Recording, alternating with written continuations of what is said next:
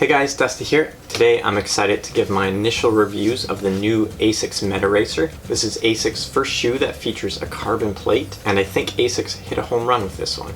So first off, you'll notice that the MetaRacer doesn't have a huge midsole like some of the other carbon plate shoes out there, like the Hoka Carbon X or some of the Nike shoes. And this lower stack height is going to give you a much better ground feel when you're racing, which for myself I greatly prefer over more of a stack height. So speaking of stack height, this has 24 millimeters in the heel, 15 in the forefoot for a heel to toe drop of 9 millimeters. There is a ton of rubber on the outsole of this shoe. Most of the outsole is actually covered in rubber, and it's covered in Asics wet grip rubber, so no lugs at all on the bottom of the shoe or anything like that, just these grooves. It's kind of like a racing tire. And when I first got this shoe, I did not think that there would be very good traction on this. And I haven't ran with this shoe on wet pavement yet, but the run that I did do, it was obvious right off the bat that the shoe does have really good traction. I would have no issues racing in this shoe over a windy course or a course that had lots of turn. The upper is really nice. It breathes really well. It uses a hydrophobic mesh, plenty of venting, and they did put this little hole in the front to help with venting. A lot of people joke about this being a USB port, and this is actually not new to Asics. They did this a long time ago on a shoe called the Magic Racer. And you don't actually feel anything with this extra little vent here, but I like that Asics added it, and who knows, maybe it is helping keep our feet cooler. Width is really nice in this shoe. I have a pretty average width foot and it fits me perfect. I think if you have slightly narrow foot, you could still get away with this shoe, and also if you have a slightly wider foot. So I think this shoe is going to be quite accommodating when it comes to different widths of feet. As far as length, it fits true to size, at least for a racing shoe. So a lot of my everyday training shoes, I go size 9. The Asics MetaRacer and all of my other racing shoes, I go size 8.5, and this fits me perfect. My men's size 8.5 weighs in at 7 ounces even, so that's still super light, especially when you consider all of the rubber that's on the outsole of this shoe. Some of the other carbon plated shoes out there have nowhere close to this amount of rubber, and they do that to cut down on the weight of the shoe, especially because they're using a ton of foam in the midsole.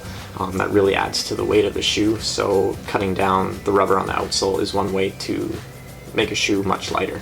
The heel of this shoe I have no issues with.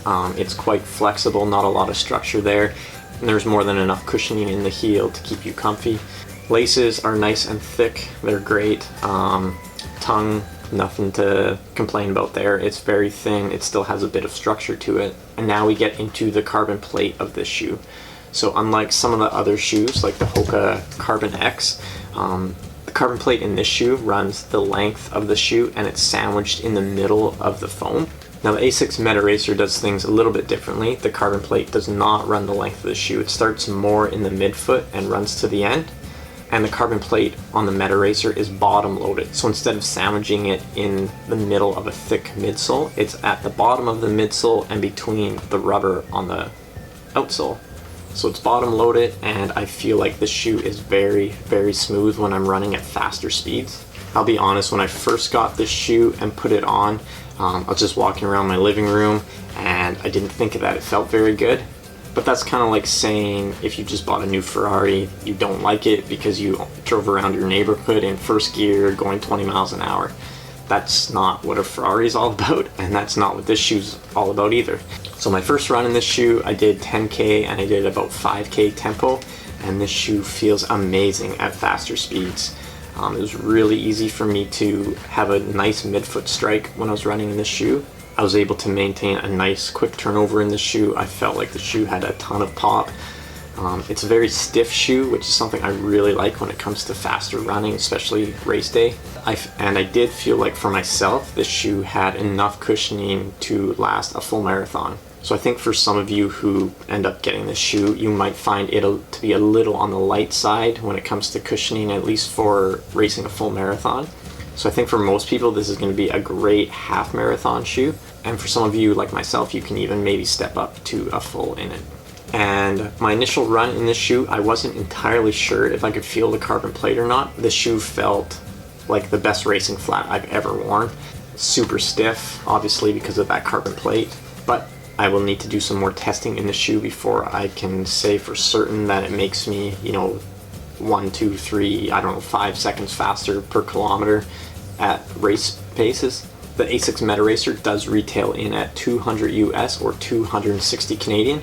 So it's on the high end, obviously, but that is a competitive price when you compare it to like the Hoka Carbon X and some of the Nike carbon plated shoes out there. And I love this shoe. I can't, off the top of my head, think of a shoe that I've enjoyed more than this shoe. If there is one out there, it's probably has been discontinued. So this is my favorite shoe that's currently available on the market. I can't wait to get some more runs out of it. This is going to be my go-to shoe for definitely 10Ks, half marathons, and even up to a full marathon distance. I think come triathlon season 2, I will swap out these laces with some elastic laces, and it'll be my triathlon race day shoe as well. So if you're someone who typically likes to run in more of a traditional racing flat and likes something that has a little bit more ground feel than some of the big built-up shoes, then I can't recommend this shoe enough for you. I think this shoe is as perfect to a running shoe for myself as it can be. And I'll put a link down below in the description where you can find a pair for yourself. And if you like my review, make sure to give the video a thumbs up. And if you haven't yet, make sure to subscribe for more everything running, triathlon, and nutrition related.